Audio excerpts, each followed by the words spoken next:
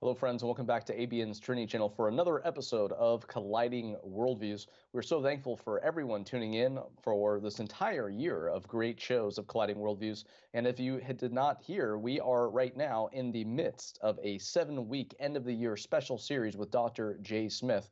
Today is part 6 of 7, but in case you missed any of the last shows, which are available on the Trinity channel's YouTube channel, on my Vimeo channel, vimeo.com/Tony Goulet, and also Fander Films. That's Pfander Films, and that is on YouTube as well. It's Dr. J. Smith's YouTube channel. But the episodes that we've already done in this 7-week series are: why are there 2 compilations of the Quran? What has happened to the 9 earliest manuscripts? And of course, that was based on the first week, but really we asked, where are the 6? And we're still waiting for 1, really, but we couldn't find those 6. And then we talked about and asked and answered the question, why are there 4 Islamic Qiblas? And then on the week after that, we did, what is the Andalusian problem? We talked about the myth of the Andalusian paradise with Dr. Daniel Janosic. And now we are in the 6th week, but last week we talked about the hidden Islamic slave trade and colorism, a devastating show on the history of Islamic slavery. And of course, that is still going on today. Now, today we have Dr. J. Smith back once again, and we're asking, why have we found 31 different Qurans? A little while back, it was around 26. Now there's already 5 more, and we don't know how many more there are to come. It will definitely be interesting. But Dr. J. Smith, welcome back to ABN's Trinity channel once again for another episode of Colliding Worldviews. Tony, it's so good to be back. It's been terrific doing these first 6 with you, and we have yet one more to go, next week. When we bring it all together, we're going to take all these 6 areas, these historical problems, and we'll be bringing it together in one last show next week. It's very exciting, and we've had a lot of viewers. We've had thousands and thousands of views on the different sites where we have posted these videos.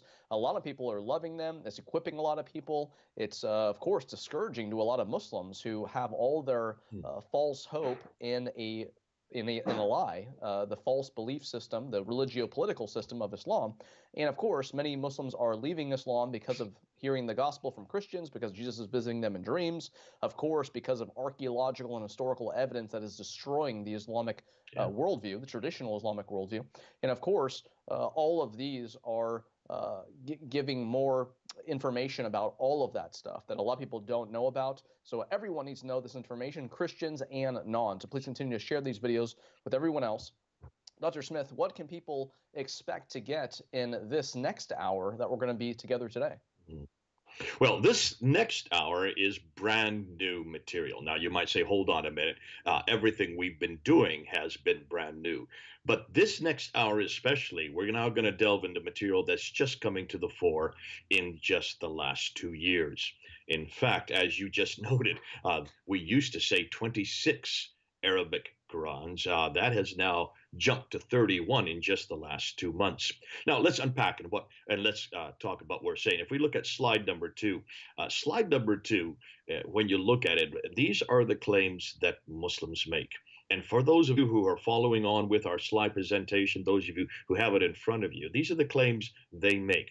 Every Arabic Quran, Muslims say, all over the world, doesn't matter where they are. This one right here, this one I have in my hand right now, this is the canonical text. Every Quran, they say, all over the world is exactly the same. That means every surah, every ayah, every sentence, every word, even some say every diacritical mark, every dot below and above the line, every vowelization, that's the dhamma, the kasra, and the fatha. These are the 3 vowels, the u, the a, the e, the sounds that you need to understand the words. We'll get into that more as we move on today. But all of the Qurans, every one of them around the world, are exactly the same. It has never changed, and it has never been altered in 1400 years. Now, let's back up and let's go to slide number 4, because in slide number 4, we're going to remember back 3 or 4 weeks ago, we talked about the fact that there were two compilations of the Quran. It was the very first program we went into, and we mentioned, Tony, that at that time, at the time of Uthman in 650s, really around 652, after Uthman had destroyed, burnt all the variety of Qurans that existed at that time, he made one last canonical text, and then he sent it out to every province. And we were quoting Al-Bukhari, volume 6, hadith number 509 and 510. And we wanted to know what were the provinces, and we found out that there were 9. They're listed right there on that slide. You can read them: Basra, Baghdad, Damascus, Jerusalem, Cairo, Alexandria, Aden, Herat, and Nishapur. These are the 9 cities. These are the 9 provinces that this one Quran, this final, the canonical Quran, created by, well, his name was Uthman, the third caliph, but it was really written by a man named Zayd ibn Thabit, along with 3 others, Zubair, Alas, and Hari. The 4 of them created this final recension, this final Quran. They sent it out to every province, to those 9 cities. So we do know that every one of those Qurans went with them where there was a reader, a reciter. And if you go to the next slide, slide number 5, these are the 5 different major cities that had reciters go to them: Syria, Kufa, Medina, Mecca, and Basra. And those are the names of the reciters. These were men, these were scholars that went with each one of these compilations, each one of these codices, to make sure that the people, when they recited it, when they spoke it out loud, that they got it correct. Which means that there was no other way to recite it but this one way. And we do know, and when we looked at Al-Bukhari, it said very clearly that they must do it in the Qurayshi dialect. That means there's only one dialectic form at that time. Now, this is the history that we've grown up with. This is the history that I've always heard, and this is the history that we're going to look at. Now, what I want you to do is I want to go to slide number 6.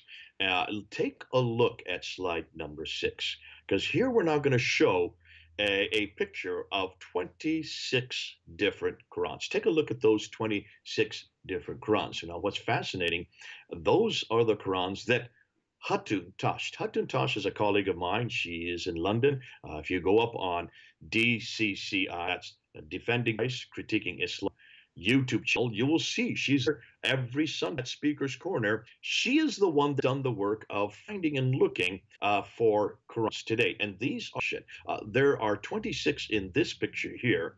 She has now found another 5. She's going to have to add 5 more to this collection. There are other people around the world who are also collecting Qurans. We know that in Australia, in Melbourne, they've collected 17 different Qurans. I don't know of anybody yet that has found this many. Hatun has done a great job. She's gone to Morocco. She's gone to Yemen. She's gone to Jordan. She's gone to existing countries. She's gone to marketplaces in those countries. Now, she didn't go physically there. She sent other people, but she went. So they went with the names of the different Qurans that they were to look for. And this is her collection that she now has. Every one of those Qurans that you're looking at in that picture there are different. These are not translations. Tony, look, let me make this very clear. We're not talking about translations. These are not other languages, which of course would be different. We're not talking about English translations or Urdu translations or Bengali translations. We're talking about Arabic. These are Arabic Qurans. There are 31 in that picture. We are expecting to find possibly another 6 because, and you will see why. Look at when we go down, and I want you to go down to, well, before we get to that, let's talk about what we're talking about here. What is it we're referring to here? Now, Tony, off the top of your head, how and why would this be damaging, do you think? Well, right before you just said that, made that last comment, what I was actually thinking in trying to give Islam the benefit of the doubt here is that I know from the study that I've had, many Muslims will say, well, if you have a Quran in English or in Chinese or in Russian or whatever, well, that's not the Quran. This is a translation of it. So they say that you really need to read the Quran in Arabic to have the true Quran.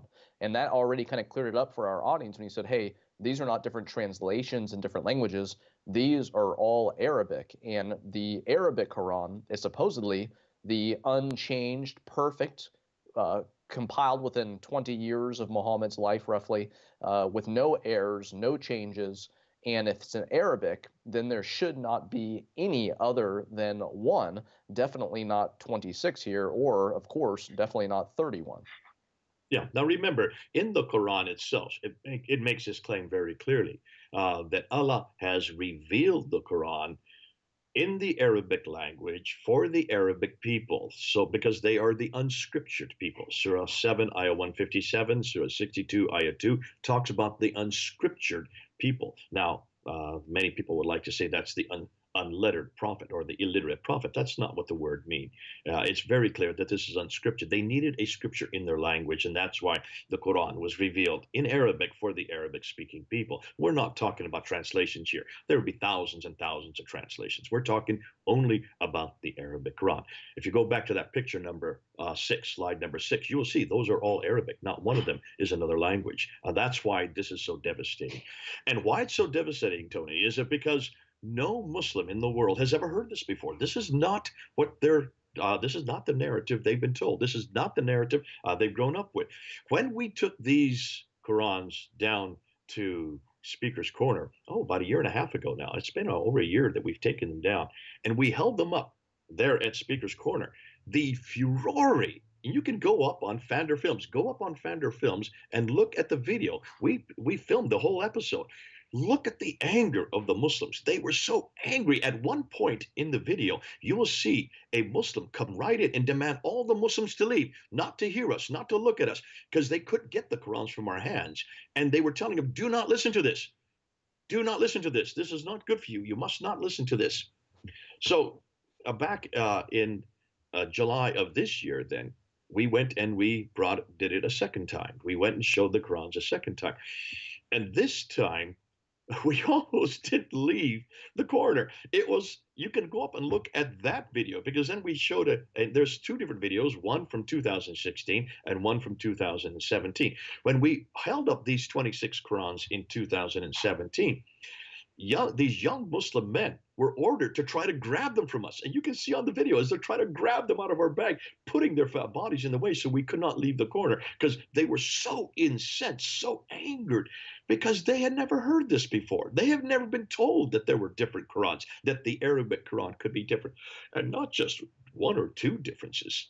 26 at that time. Now today it's up to 31. We should get another 6. Probably it'll be 37 before we end. But let's go. And this is what the Muslims are coming back with. And this is what they're saying. This is nothing more than ahruf. Now let's go to slide number 8, because on slide number 8, let's define terms. Because here you can see where the terms are. Now, ahruf. According to the dictionary, the different ways the Quran is actually read, like a dialect. These are, and there supposedly are 7 ahruf, 7 different readings of the Quran. Muhammad himself said this. In fact, there is a tradition that refers to the fact that when one man heard it, another man jumped on him and grabbed him to Muhammad and says, what are you going to do with this guy? How dare he read it differently than the way I've heard you recite it to us? And Muhammad responds and says, no, there are 7 different readings of the Quran. So that's at the time of Muhammad. There are 7 different readings. The qira'at is the other word we're going to look at, which means literally the readings or the method of recitation. Traditionally, there are 10 recognized schools of qira'at in Islam today. Now, each school derives its name from a famous reader of the Quranic recitation. So that's what Muslims say. That's all this is, Mr. Smith. Don't get upset about it. We've known about these. We've known about the ahruf. We've known about a qira'at. It's just the different ways of reading the same text. The difficulty is we're going to find that this is not just the different ways of reading. What we do know is, and we said this and we talked about this in the second week, we may have referred this in the first week, when you look at the Quranic text, when you look at the Arabic text, and we're going to see this a little bit later, so I don't want to pull our thunder too much till we get to that. The text, the Quran, the Arabic text is only written in consonantal form. There is no dhamma, the u sound, or the fatha, the a sound, or the kasra, which is the e sound. That doesn't exist in the earliest scripts. They didn't have that. And that's why many of your newspapers, when they're printed in Cairo, so they can be sold all over the Arab-speaking world today, do not have the Dhamma, the Qasr, and the Fatah, so that anybody, anywhere, any Arab can read it and put in their own dialectic differences. But those vowelizations were only introduced in the 8th and 9th century, not in the 7th century. You wouldn't have had that variation. You wouldn't have had dialectic differences in a consonantal form in the 7th century. Now, the riwayah, there's the other word we're going to look at, a transmission line named after its primary narrator. These are reciters who have a line of recitation from master to student to master to student in variant forms, which are transmitted from him. The form of each of these recitations are referred to by the notable students of the master who recited them. And there supposedly are 20 of these riwayat. And then the other two words are turuk. This is the line of transmission, much like the riwayah. There are 80 of these turuks, and then the wuju. There are the tuluk. These are also the wuju. Now, that's the, forget about all the Arabic words. They're just there to impress you, of course. But certainly we need to know what we're talking about here. And here's the problem. Look at the next slide. According to tradition, the ahruf, this is slide number 9. The ahruf are the various ways that the verses of the Quran are read. You can read that on your own time, but I want to go to slide number 10 because here's the difficulty. No one today knows what ahruf really means. We don't know what this means. Are these 7 different ways of pronouncing the same word without actually changing the spelling? Are ahruf 7 types of verses in the Quran? Are these ahruf the same as the qiraat? Let's look at the next slide.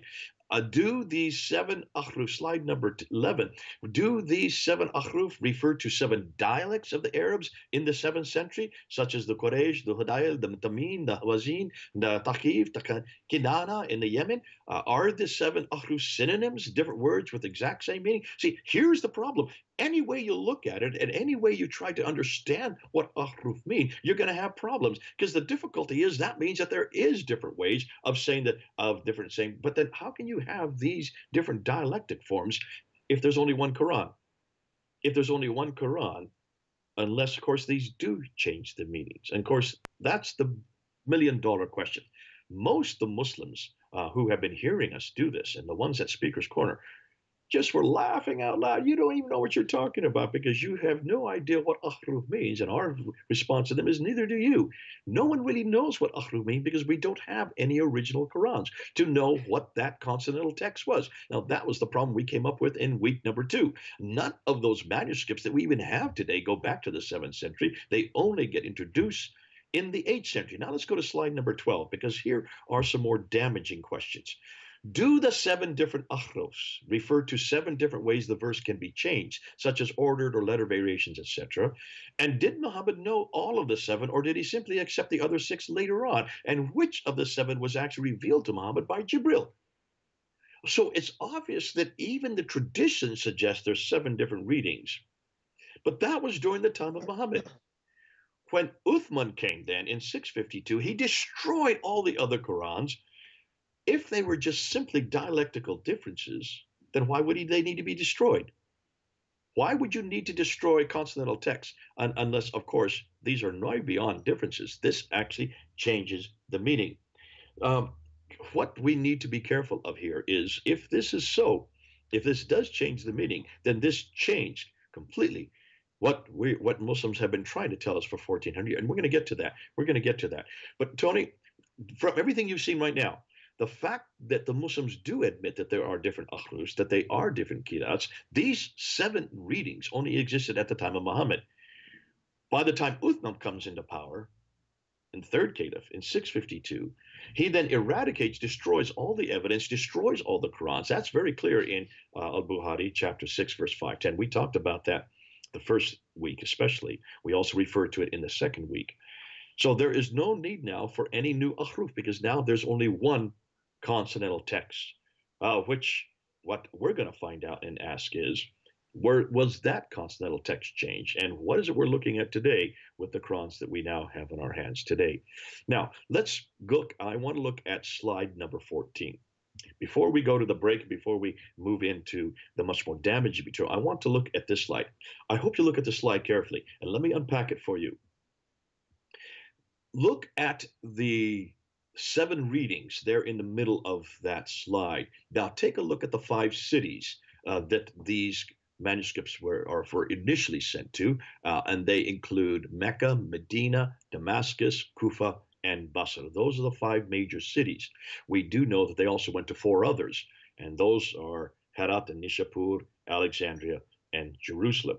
But let's just look at those 5 right now, because these are the ones we do have that we do are well referred to in the traditions. Look at the names of the reciters that went with it. Abdullah ibn Sa'd, Sa'id bin Tabi. Excuse me for my pronunciation for Arabic speakers. I know I'm not a great pronunciation of Arabic as an American. Al-Mughari ibn Shu'ab, and then Abu Abd al-Rahman as-Sulami in Kufa. Shu'ab was the reciter for Damascus. Thabit remained in Medina, and Saab was the reciter for Mecca. And then you have Amir ibn Abdul Qais, who is the reciter for Basra. Now, from him, then came the sub. But take a look at the dates there. 690. These are 680, 780, 670. Sorry. Going down to 607th century, and suddenly we jump to the late 8th century for the next group. The next group, there's about 100 years difference. 100 years? What happened in between? Where are all the names that should be in between? And then we get to their students on the far right. If you look at the far right, the number of students, there are 15 names there. If you look at those 15 names. So we have 5 cities, and then we have 1, 2, 3, 4, 5, 6, 7 different teachers, and then we have about 15 different students. Now, every time you see a cloud form, that little cloud, those brown little clouds, all right, if you can see that on that graph there, every one of those brown clouds has a number in them. Those numbers are the variants. Those are the variants within each one of those students' recitation of the Quran from the Quran that we have today. That means they are vary from the Quran that I have in my hand. And what is this Quran that I have in my hand? Now, this is the Quran that everybody uses all over the world. This is known as the Hafs text. Take a look at that black circle. The black circle on the right-hand side is circled around the name Hafs. That is the student who is been attributed. He is the one that all the Qurans that we get today comes from him. Look at the date he died, 805. That's the early 9th century. So every Quran that we're using today, this one right here included, that I'm showing you, this Quran comes from that man that's circled right there in black. Now, what about all the other men? What about the other 14 that are listed above and below him? And notice every one of them, take a look at how many variants they have from what he has. Okay, so just take a look. Let's look at the ones at the top. Al-Bazi, 1,000. I'm looking. I'm like take my glasses off to see this. 1,094 differences. 1,094. Yeah. I want to let our viewers know in case they can't see. Galub, 1,700 differences. Hisham, 1,347 differences. Look at Khalaf, 2,600 differences. Coming on to Abu al-Harith, 5,000 differences between his recitation and that of Hafs, who's circled in black. Look at Abu Bakr in Aish, 504. Al-Duri, 4,645. Now, hold on a minute. Take a look and you'll see Al-Duri's name also in the Kufa. That's the same Al-Duri. Both Al-Duri in Kufa and Al-Duri who is in Basra, it's the same man. But he had 2 different recitations from 2 different cities. There are 336 differences between his one in Kufa and that in the Hafs. And then when he goes to Basra and studies under another teacher, there's 4,000 differences, but then he disagrees with himself again and has 2,700 differences. This Al-Duri doesn't know what he's talking about. Sorry about that, but can you see? Even when you look at the names and you look at the dates, These are all 9th century. So these have been well known for over 1,000 years. For over 1,000 years, we've known about these transmitters. We've known about these students, and we do know how many variants. Now, Hatun Tash has done the work of looking at the variants. She's only had chance to look at 23 of the Quran so far. That's why it says 23 on that slide, number 14. And she has found a total of 59,776 differences between those 31, that's just 23 Qurans that she's looked at so far, and she's still finding them on a weekly basis. The next time we have this program, there'll be over 60,000. 60,000, roughly 60,000 variants that she's found already from the Quran that I have right here, from this Quran that is considered to be one and only, the essential eternal Quran. Now, Tony, hearing all that, this is the first time you've heard this. This is the first time most everybody that's listening to this program has heard this. What is your reaction when you hear that?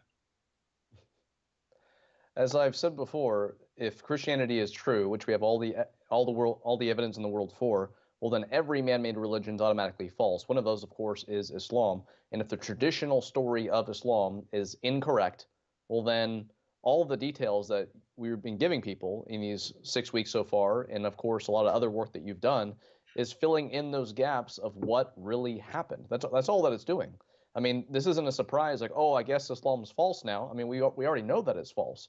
But this right here is letting people know how unreliable the Quran actually is. And hopefully you were able to see those numbers much clearer now, because in case you hadn't heard, we're actually recording in high definition now. That's 3 times as many pixels as before. Before we were about 480 pixels per square inch. Now we're up to 1,080. So everyone should be able to read that much, much clearer. And in case you want to get on Dr. Smith's mailing list to get these PDFs each week, just contact him or contact Trinity Channel, and we'll pass that information on to him. We do need to take a short break at this time. We want to thank you so much for tuning in. We hope that you are seeing things much clearer, at least 3 times clearer than you were before, at least in the recordings if you're watching this off of YouTube. But we thank you so much again for tuning in, for letting people know about this historical critique series, which is a lot of vital information that people need to know about. Again, Christian, Muslim, and everyone else as well. So please stay right where you are. We'll be back in just a few minutes with more Colliding Worldviews. Now in the palm of your hand is the updated ABN SAD app. So you can now watch all the programs, shows, and channels in different languages. You can download the app in the App Store related to your device. Once downloaded, you will see 6 different categories within the ABN SAD app. The first category being the English category, which includes 18 different channels. The Arabic category includes 31 channels. The Worship category has 5 channels. The Discipleship category includes 5 channels as well. For more information, please call the numbers on your screen or visit our website at trinitychannel.com. As it is ABN's mission to go and make disciples of all nations, our discipleship program has spread to several different languages. Şeyler geçti ve her şey yepyeni oldu değerli kardeşlerim. Reach out to them. He wants you to break up of every division. تساءل يا رب ماذا تريد أن أفعل؟ مقدس چرا درباره ایمان مسیحی چی صحبت میکنه؟ Khi đi đến đó để mà một cái gọi là olup İsa Mesih ile yürümedikten sonra Any man be in Christ, he is a new creature. من المدمنين توقفوا عن الإدمان. خواهم بود نه خواهم آمد، خواهم بود یعنی هست. Khi bà trở lại Việt Nam thì thường thì bà nói rằng Kötü alışkanlıkların, şeytana olan hizmetin, günaha olan düşüklük. We started out with these languages, but coming soon are even more. Stay tuned to see these programs come to ABN. Trinity Channel is now airing live 24/7 on our YouTube channel. Apologetics, debates, and discipling are now constantly streaming for all of our YouTube viewers. Be sure to comment on, like, and share our stream to support Trinity Channel's efforts to disciple all nations. Watch live on YouTube today.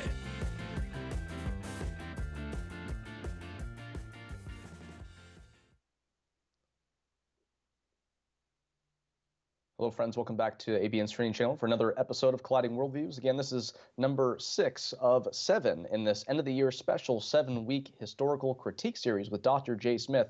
We've had a lot of great shows. If you haven't seen those, again, go to YouTube, to either the Trinity channel's YouTube channel or Dr. Smith's Fander Films, that's P-F-A-N-D-E-R, or my Vimeo channel, vimeo.com/Tony Goulet. But we thank you so much for your prayers and support, which allow this show to continue to stream online and through satellite throughout the world every single week, along with our other weekly shows, including Rasha Christie's Truth Matters on Mondays, Pastor Joseph's The Cross and the Crescent on Tuesdays, and Islam and the News every single Friday, your Islamic news source. Please tune in for all of those other weekly shows as well. But right now, we are back with Colliding Worldviews and asking, why have we found 31 different Arabic Quran so far, not just Quran translations? You can easily find 31 translations out there. Why have we found 31 different Arabic Qurans?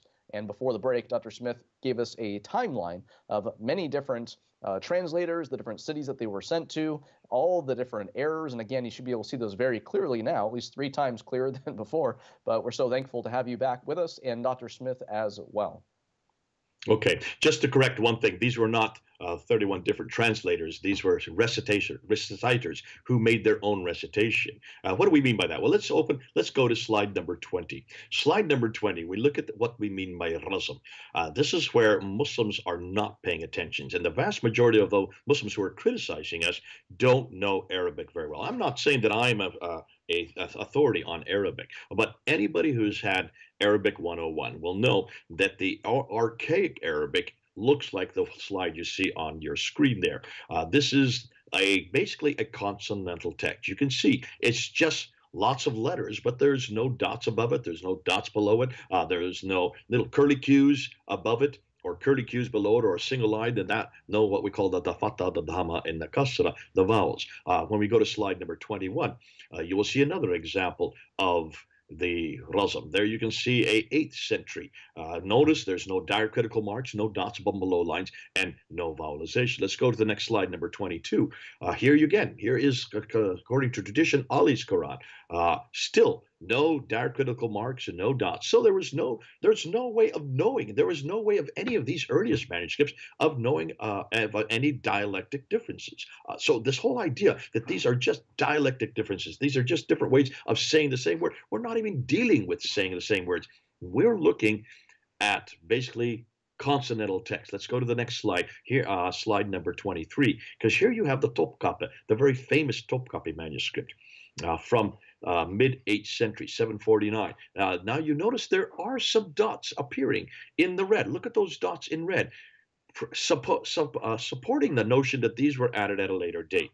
That's why they were put in red in a completely different color. So they're starting to appear in the 8th century. But again, there's no standard form yet. This hadn't been standardized. Now let's look at slide number 24, because here's where it is. Take a look at these 28 letters in slide number 24. Those are the 28 Arabic letters. But when you get to slide number 29, 6 of them are unique. Look at slide number 29 and you will see. You see those yellow circles. Those yellow circles are the unique letters. That means they always stay the same. Those 6 letters, the Aleph, the Waw, the Ha, the Mim, the Lam, and the Kaf. Those 6 letters always stay the same. They never change.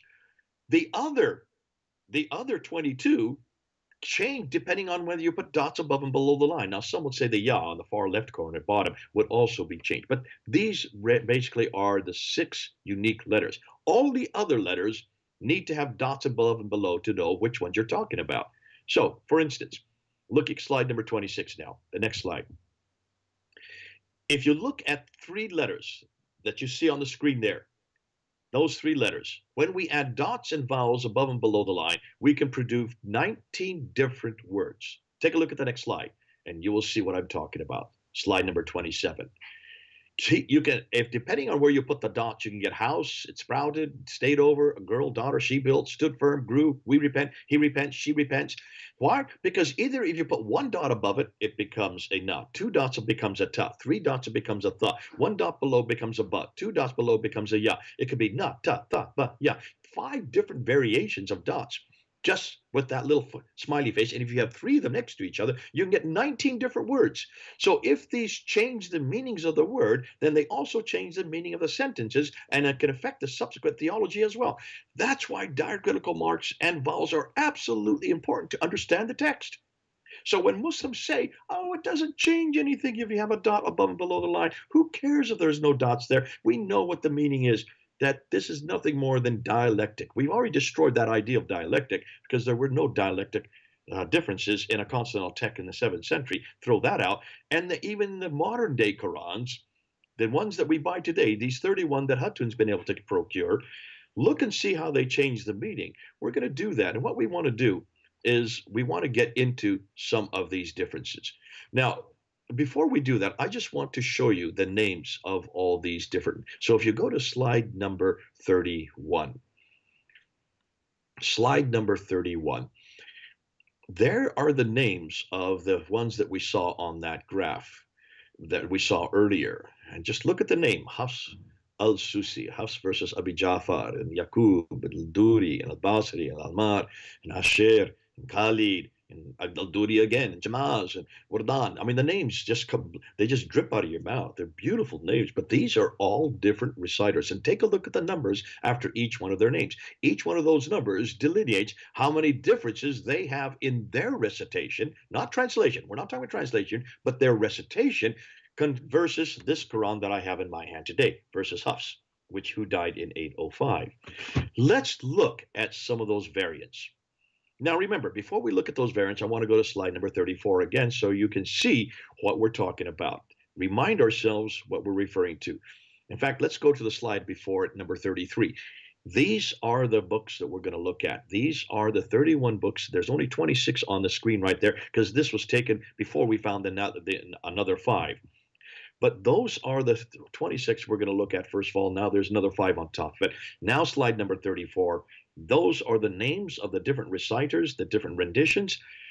And let's go now to the first one side, slide number 35. And this is the one that every Muslim throws up as, this is all they're talking about. They always, if you go up on any television show, if you go up on any internet site, they always show this example. And this is all that the problem is. What's Mr. Smith talking about? What's Hatun Tash talking about? They're just playing into a trap. They're only talking about the difference between Maliki and Maliki. So in the Hafs version, which is the Quran that we have here, the 805 version, that is Maliki with an Aleph. I don't. Those of you who don't understand Arab, we've circled in the red there to show you where the Aleph is. You can see it. It goes straight up and down. When you get to the Warsh version, Warsh is probably the most popular after Hafs. Warsh is used all over North Africa. So even this idea that Hafs is the only one that's out there, even today, Warsh is very popular in North Africa. In Yemen, I'm sorry, not Yemen, in North Africa, in places like Libya and Tunisia, and certainly in Libya. That this one has actually gotten Morocco. So Warsh is very popular in Morocco. And when you look at the Warsh reference in Maliki, it's just a fatha, Maliki. There's no aleph there. So how does that change the meaning? Well, translation, the only owner of the day is what Maliki with the aleph says. If you just have the fatha, it's the king of the day of recompense. So whether it's the owner or which the king, it means the same thing. That's all that ahruf does. Now, on face value, that does seem like it's not that very important. It's not that very big. Who cares whether you are the king or the owner? If you're a king or your owner, you are in charge. So therefore, that's all that this does. That's not all that it does. Let's start now with number 37. Let's look at number 37. Slide number 37. There you have Surah 2, Ayah 10. And there in Hafs is Yaksibuda. Over in Warsh, it's Yukazibuna.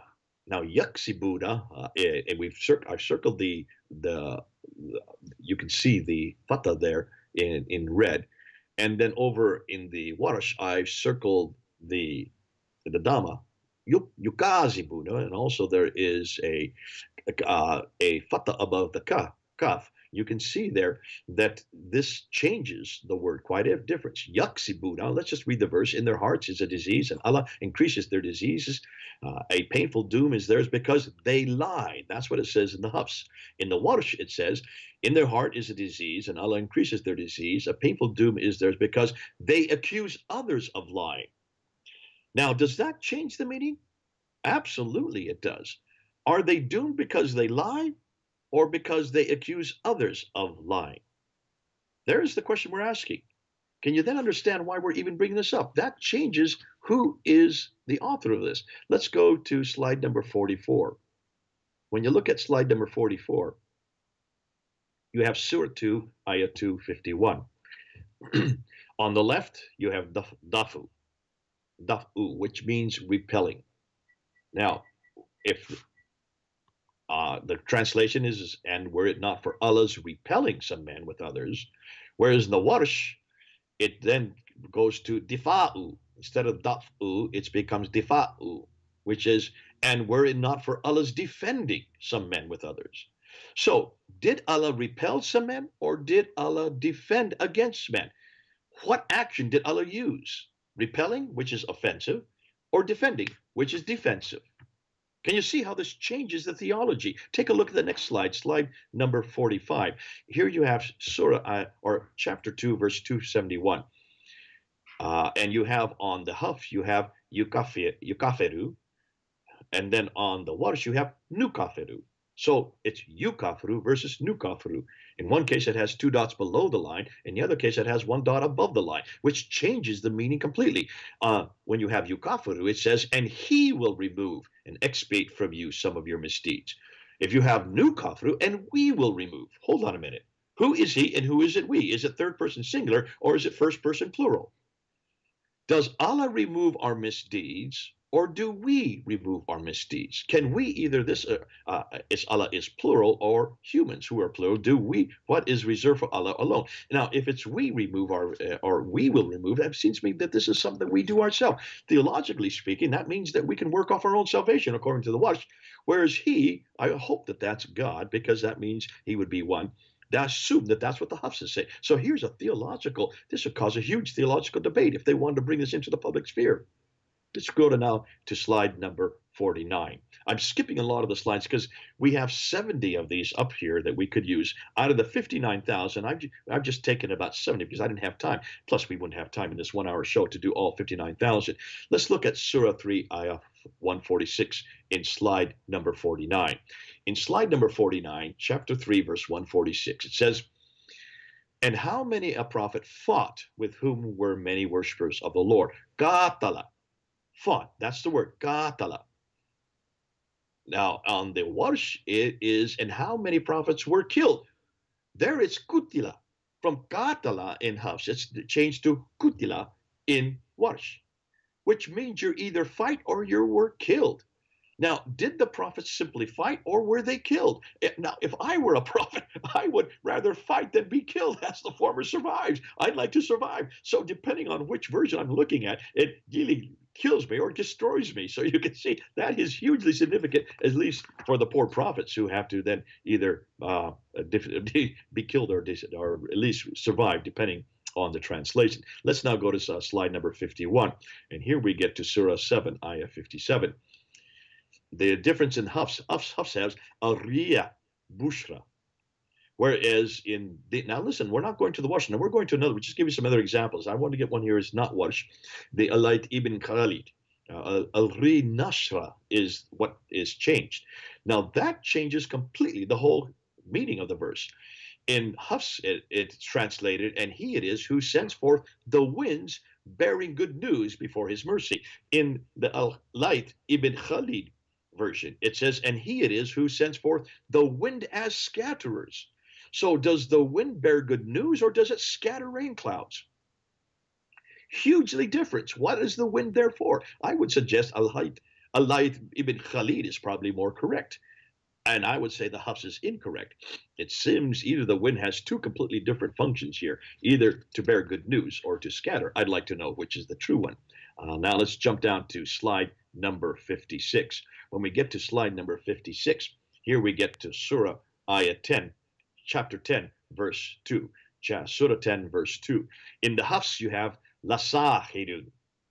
You have the Dagat Aleph is now introduced. For those who don't know what I'm talking about, this is something that's very technical. For those who understand Arabic, you know exactly why this is important.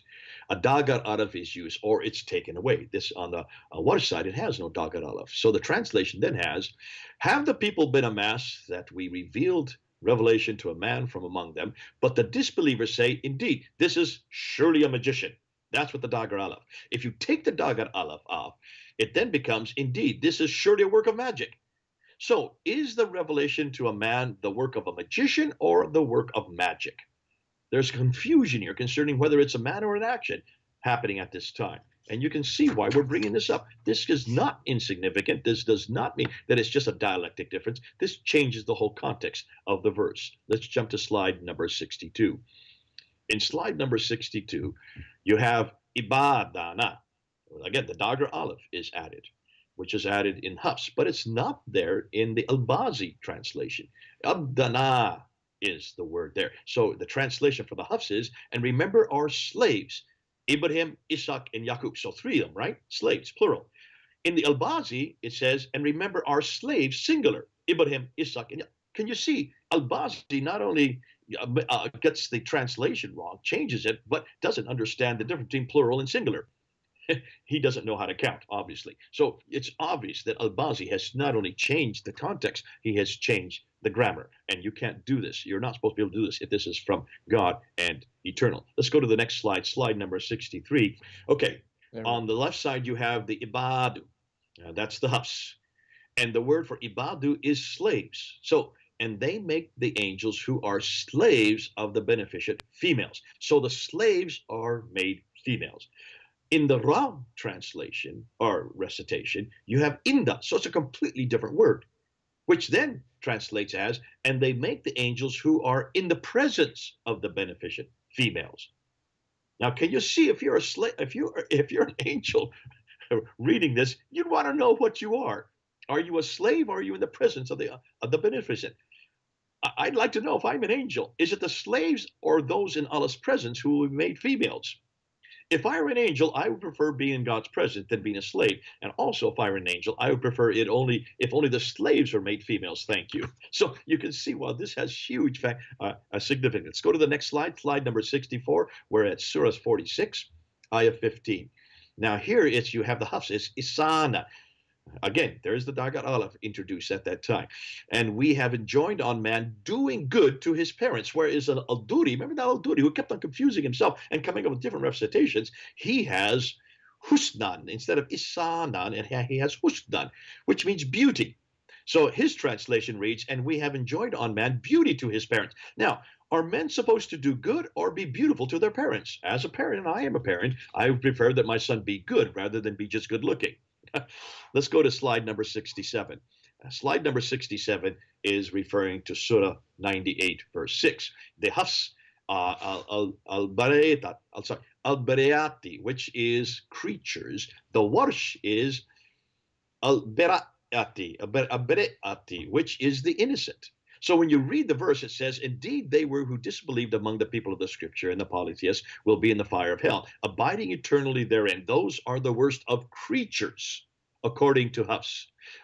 On the Warsh side, it says, indeed, they will be disbelieved among the people of the scripture, and the polytheists will be in the fire of hell, abiding eternally therein. Those are the worst of the innocent. Now stop and scratch your head here a minute. Hold on a minute. Are we Christians the worst creatures, or are we innocent? I'd like to know as a Christian. This has an awful lot to do with me as a Christian reading this. Are we nothing the creatures abiding in hell, or are we innocent? And if we are innocent Christians and Jews and polytheists, what are we doing in hell? So either way, you can see it's a problem. Not only is it a problem in translation, it changes the whole context of that verse, and it changes the meaning. Hugely significant. And I hope you're seeing, Tony, that this changes completely. Now let's look at a review. And I know we're coming down. We need to review this all. Let's look at slide number 68, and let's remember what we've now claimed in front of us. Remember, we said at the very beginning, Tony, that Muhammad perfectly memorized the Quran, and he passed it down in its complete form. between 610 and 632. He made his followers to memorize parts of it, no editing, no canceling, according to what Muslims tell us. And that's why they say there has never ever been more than one Quran. And that's why all Qurans today are identical. There are no differences. That's why it is perfectly preserved. This is what they say. These are their claims. Slide number 69. However, when we go to slide number 69, we find a number of problems. From the 8th to 9th century, we find different readings begin to appear. We saw this already. We saw this from our first lecture that we did 6 weeks ago. No one today seems to know or define what this ahruf is and this kirat is.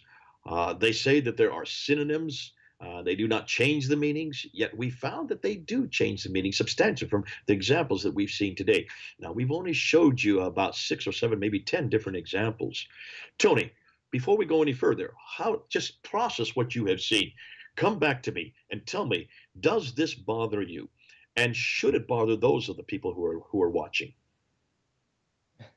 It doesn't bother me personally because I already know Islam's false, but I'm sure it probably is very disturbing to people who think that Islam is true, that the Quran is reliable and all of that. Like I said, this is just filling in those gaps of how this actually came about. Now, the major implications here and the problems that I see, I mean, just thinking about the Islamic worldview versus the Christian worldview, how Muslims look at the Quran versus how Christians look at the Bible. Number one, Christians are more focused on orthodoxy and what is true, whereas Muslims are more focused on orthopraxy or right practice. So they aren't strong on theology. We see a whole lot of theological problems and philosophical problems in the Islamic worldview and theology and even just the idea of who Allah is.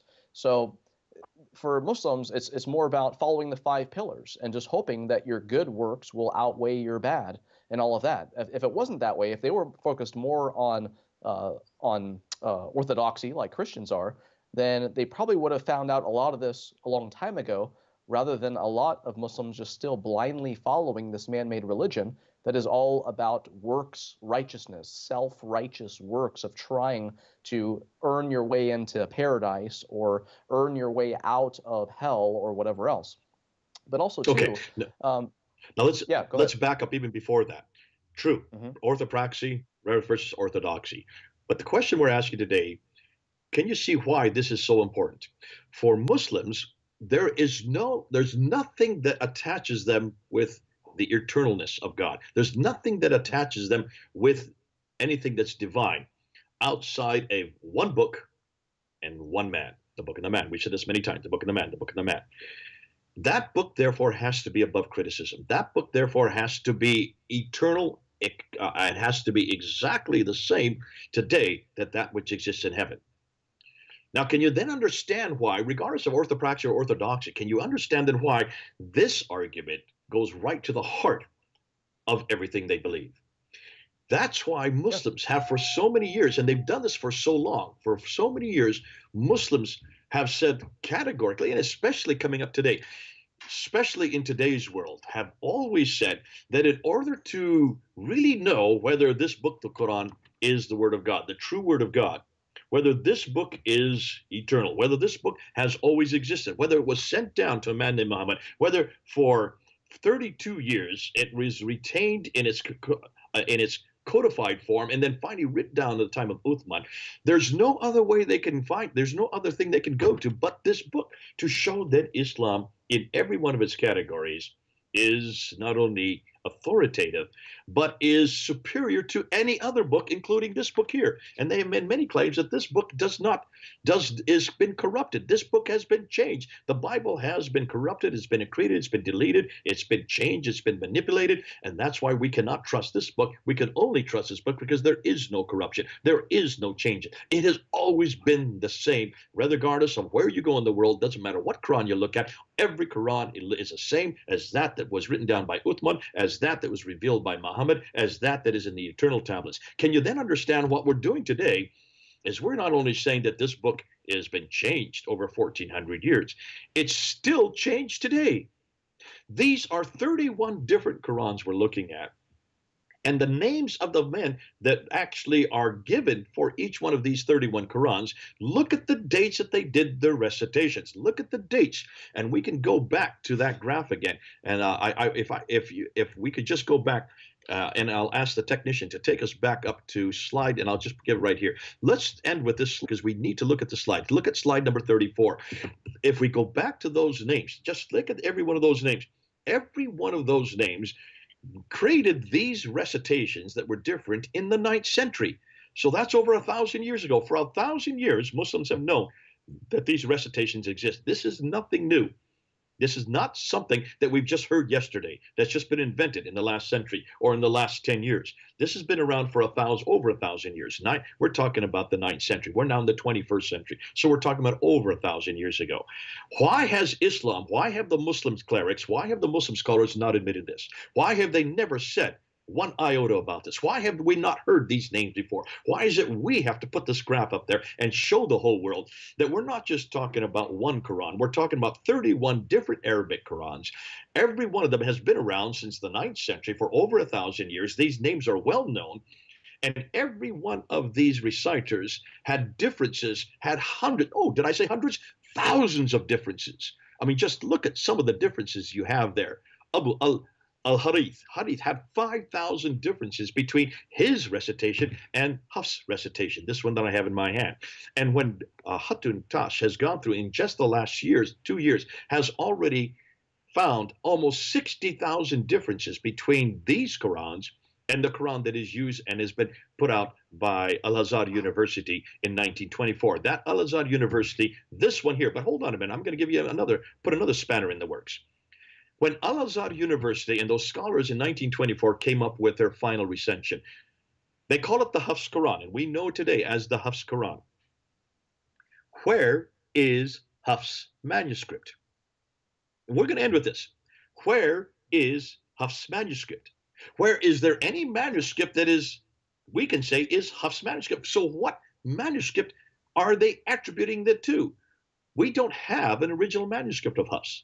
We only have these scholars who in 1924 attributed it back, redacted it back to a man named Hafs, but we have nothing to prove that he even gave us that which they finally came to as their final one.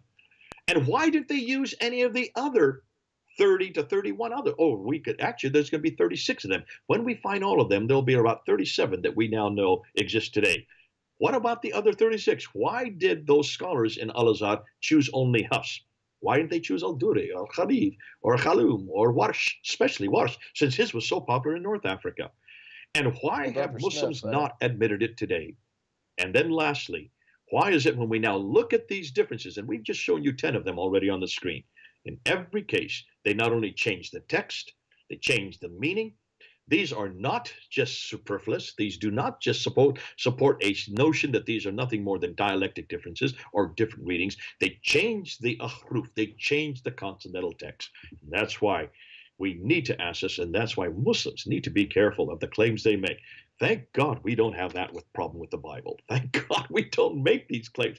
Thank God we don't have to find a book that is eternal. We would never make the claim that it's eternal or that it was sent down. Complete, yes. Change, we know where the changes are. We're very clear. We know where those verses are. We warn the readers at the end of chapter 16 of Mark, verse 9, book of Mark, verse 9 to 20. We warn the readers that these are not found in the earliest Greek manuscripts. John chapter 7, verse 53 to John chapter 8, verse 11. Those verses are not found in the earliest Greek manuscripts. We're honest. We're transparent. We tell the world because these are written by men, and men can make mistakes.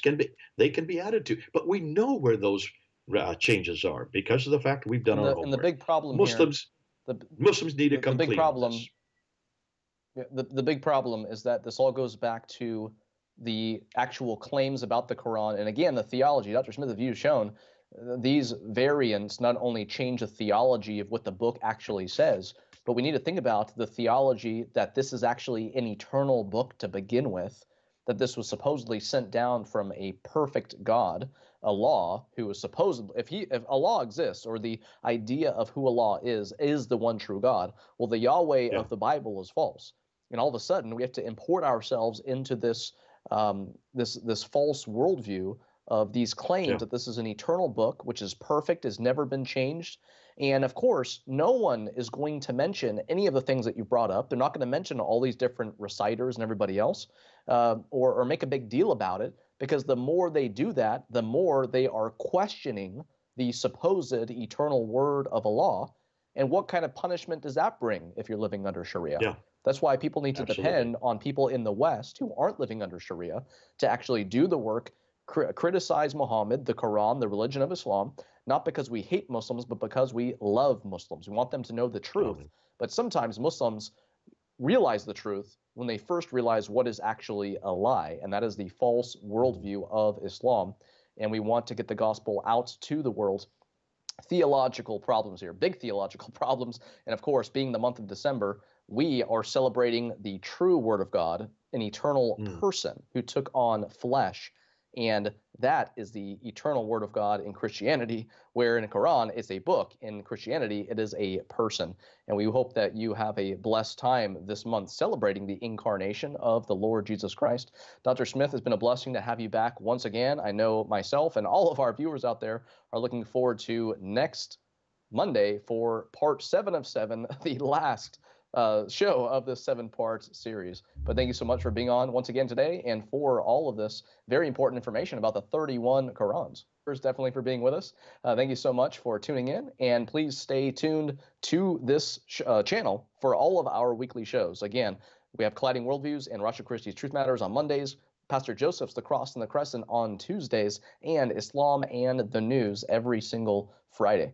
Please stay tuned in on your computer, on your Apple, Android, Amazon Fire Stick, Roku, Apple TV, the list goes on, whatever device you want to watch on, and also let other people know as well. Again, you can find all of the past shows and this show on ABN's Trinity Channel's YouTube channel, my Vimeo channel, vimeo.com/Tony Gourlay, and Fander Films, Pfander Films on YouTube as well. That's Dr. Smith's YouTube channel. Thank you so much for being with us, and God bless you. We will see you next Monday for the last show of the 7-part historical critique series.